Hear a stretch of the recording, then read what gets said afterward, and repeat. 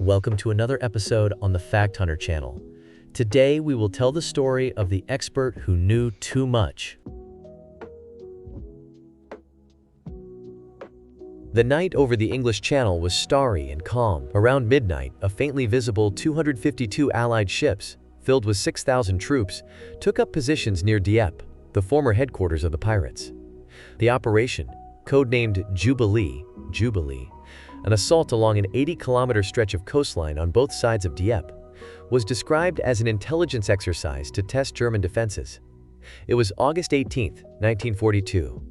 The soldiers were mostly Canadians, but were accompanied by detachments of British and French commandos and 50 Americans.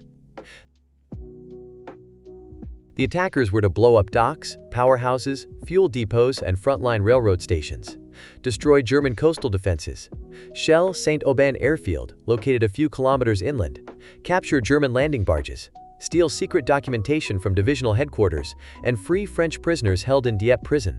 A handful of soldiers and a few British commanders were aware of a top-secret element of the plot, running an expert through all the confusion to directly observe the operation of Frey's radar, located on a 90-meter cliff west of Dieppe. This risky undertaking was undertaken, at the urgent request of Winston Churchill, by Marshal Victor H. Tate, in charge of signaling and radars. Since the Germans had stopped transmitting bearings by radio, it became important to devise a means of forcing them to use the fixed radio transmitters at Frey's position. This required cutting off German telephone lines leading to the radar station. An expert was to observe the operation of the equipment. In an ongoing duel of minds, British scientists were keen to learn details about Freya, Germany's long-range radar. The accuracy and range of Freya's bearings were unknown. Combat expert was to get this information. One of the transports to Dieppe included an RAF sergeant, Jack M. Nissenthall, the 24-year-old son of a Jewish tailor who had emigrated from Poland to England before the war. Nissenthall volunteered for the operation. Stubborn and fit, he had undergone a commando training course. Sergeant Nissenthall seemed ideal for the task.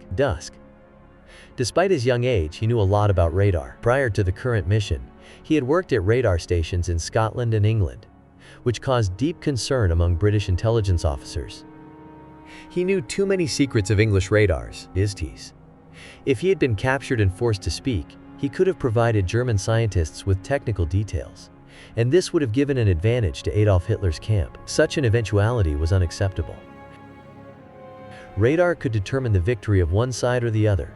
Therefore, the capture of the sergeant had to be prevented, without disguise. Nissenthall was to get ashore with Captain Murray Austin's Company A of the Canadian South Saskatchewan Regiment. Before the Jubilee troops left England, Austin was summoned by the unit's commander, Colonel Charles C. Merritt of Vancouver. Merritt informed Austin that the radar expert was leaving with a company for a secret mission. Austin was assigned 10 gunners to guard the expert at all times. "This guy cannot be captured," said Merritt ominously. "This is an order from above." Captain Austin nodded his head. "I will appoint my best men to protect him," he said. "Now, I know that," replied Merritt. "But if he was wounded, or were to fall into the hands of the Germans, you will have to take care of him. He knows too much for them to get him. Is that clear?" Austin was shocked. "Indeed, it is clear. If this man, an ordinary soldier, an expert who knew too much, was to be captured, his guerrillas should kill him." A few kilometers from Dieppe, moments before dawn, the ships lowered the lifeboats, and the soldiers descended the ropes to the boats. After completing a variety of tasks on shore, members of the Jubilee troops in the late afternoon were to return to the ships and sail to England. As the ranks of boats approached the coast, the channel was quiet. Suddenly, the silence was broken. Along the coast near Dieppe, white flashes of explosions appeared in the gray sky. German machine guns and anti-tank cannons hidden in quay heads fired at the invaders as they made their way ashore.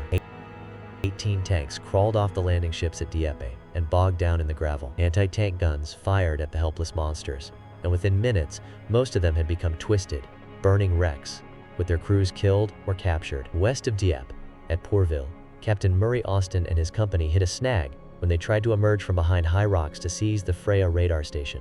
The station was fiercely defended by the 23rd Funkmess Company, Luftgau Nach, and among the Canadians approaching the German position The dead and wounded soon fell, lying in the ditch as bullets buzzed over him like swarms of angry bees.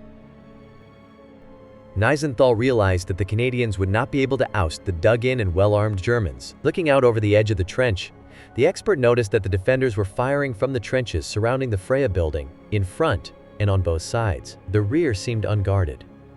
He also noted a telephone pole with 8 cables running toward Dieppe now. Nissenthall knew that these lines led to a listening center, where approaching RAF squadrons were tracked. If these cables could be cut, it would force the Germans to use radio guidance again in the battle raging over Dieppe. The sergeant took the wire cutters out of his bag and began to slide across the firing ground, directly to the rear of the Freya building. It was about 100 meters away, but Nissenthall had to move in an arc to reach the facility from the other side. Trudging forward, sweating from the heat and exertion, he finally reached his target. Undetected, cut through the wires. Crawling, he reached the thawed road and rejoined Captain Austin's company. Panting heavily, Nissenthall fell next to one of his guards. Owning his teeth in a smile, the man said, "Jack, I had you in my sights the whole time. If the sergeant cutting the wires tried to capture the Germans, the soldier would have to follow orders and shoot the specialist." At 11 in the morning, as planned, the remnants of the Allied troops began to withdraw from the bloody coast. Nissenthall and one survivor from his encampment, the others were killed or wounded, forced their way through to the smoke-covered shore, but there was no ship there to evacuate them from the coast. The moment of being taken prisoner seemed imminent. The expert glanced at his bodyguard. Would his comrade kill him as ordered? A few minutes later, the ship appeared on the horizon and began approaching the shore in thick smoke.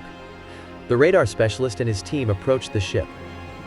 A few hours later, the expert who knew too much returned to England militarily. Operation Jubilee was a complete defeat for the Allies. 60% of the assault troops, more than 3,500 men, were killed or taken prisoner.